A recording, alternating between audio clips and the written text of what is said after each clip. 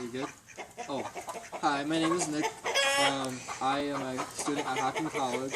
I'm currently in the nursing program, and I'm taking a speech class that requires me to do a speech in front of people, so I decided to do mine at a animal rescue.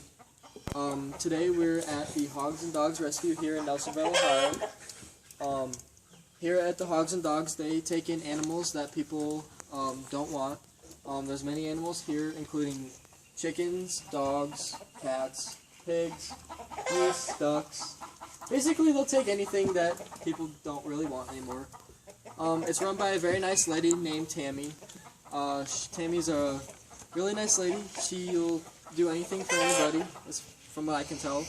And she runs this nonprofit organization that we're here at today. There are many rescues and shelters throughout the United States that are in desperate need for people to help and do things that are needed. They need your support in order to make animals' lives needy and to make animals' lives better and more, how do I put it, like just better in general. There are plenty of animals out there that are in need of love and support, and you could really be that person that helps them out. And all you have to do is volunteer at a local shelter. There are many shelters throughout the United States. There's a huge deal with euthanization that any animal doesn't get taken in at shelters has a very good chance of getting euthanized. And I also want you guys to leave today knowing what you can do to help shelters. So, according to the Humane Society of the United States, there are approximately 3,500 shelters throughout the United States today. And that's not counting like private shelters like the one we're at today. They probably aren't documented through the Humane Society. This is basically ran out of the goodness of somebody's heart. There are a lot of different types of animals that can enter shelters. Like I said earlier, there's lots of, like here we have lots of dogs and pigs and geese and ducks, but also they'll take in snakes, rabbits, horses, lots of animals, and pretty much any animal that anybody doesn't want anymore. According to the Humane Society of the United States, there are 6 to 8 million dogs located in shelters around the United States. And unfortunately, that number is so high that 3 to 4 million dogs and or cats, or basically any animal in general, does not get adopted, which can leave them quite overpopulated. And it can be very hard for them to get more animals in due to the fact that how can they get more if they're already full? Which can lead to many other problems like bacterial infections, due to not being able to get your cleaning done properly and keeping it clean at all times. A huge factor that happens in many shelters, like I said earlier, is euthanization. And according to PETA, which is a website, or not really a website, but a community outreach group, says that euthanasia of animals is done by an intravenous injection of sodium pentobarbital. It's a really hard word to say. But it's supposed to be painless, quick, and dignified, which, unfortunately, that's really not what the purpose of shelters is. So we need people like you to come out and help out and do things that can help keep the animals alive and keep them from being euthanized due to overpopulation and not having enough help and work to be done properly. So what can you do about this? What do you think you can do? Probably the most common thing that people do is donations. The donations can be money, items that are needed at the shelters.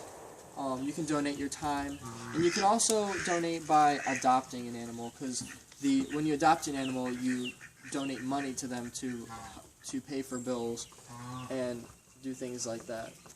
So to go along with the money, you can make a fundraiser. It doesn't mean that you have to if you don't have the money to give, doesn't mean that you can't do anything about it.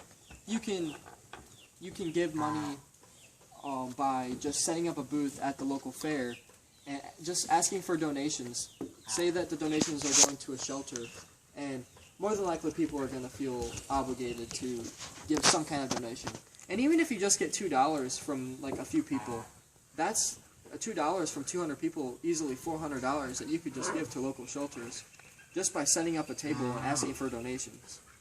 And also another thing that I have found through like a lot of like the ASPCA and the Humane Society, they can ask for donations monthly, which they put it on your credit card, and then every month it'll take like $10, $20, whatever you specify, and they'll give it to local shelters in need of money, and that will go towards benefiting the animals.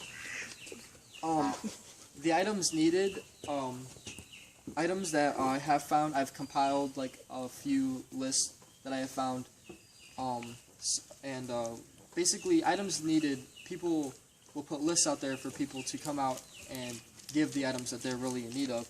And I found that things like leashes, combs, treats, cleaning supplies, and items like that are very common on almost every list that is out there. So you can give any kind of item donation that they accept, which will help more than you could ever imagine. And probably the most easy thing you can do, and the most free thing that you can do, is to donate time.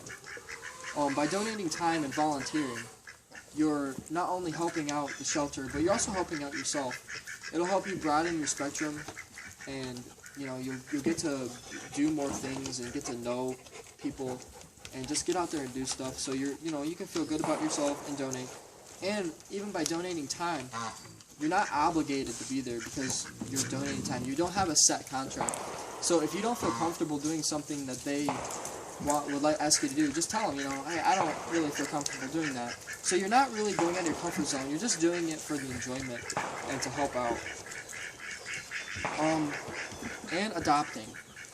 Adopting is probably the most rewarding part of going to animal shelters.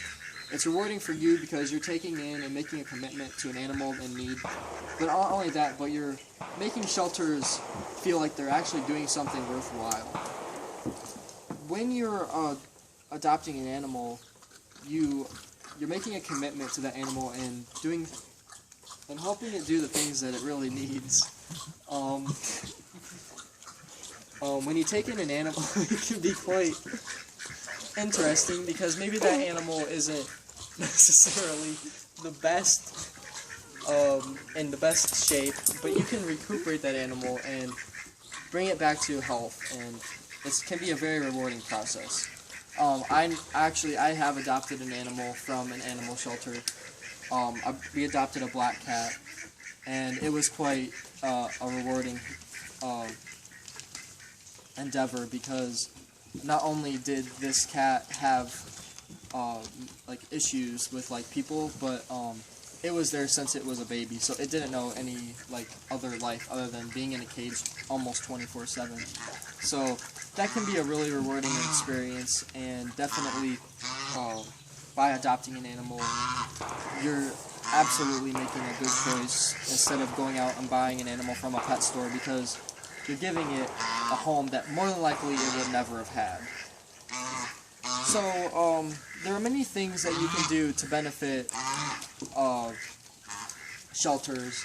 All you have to do is really think outside of the box.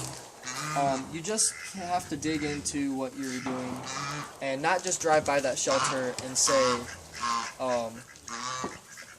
maybe I should stop there. Go ahead and go there and see what they need and see what they want, and maybe even you'll see an animal that you would like. So like I said, there's many shelters out there. There's obviously over 3,500 of them. It can be very rewarding. Go out there, help out at shelters, make a difference so animals don't get euthanized. Make sure you're obviously going there and making donations in some way, and let's go out and save some animals, and let's do some good deeds and help out at shelters. Thank you for listening to my speech, and go ahead if you want. Enjoy the animals and have a great day. Thank you.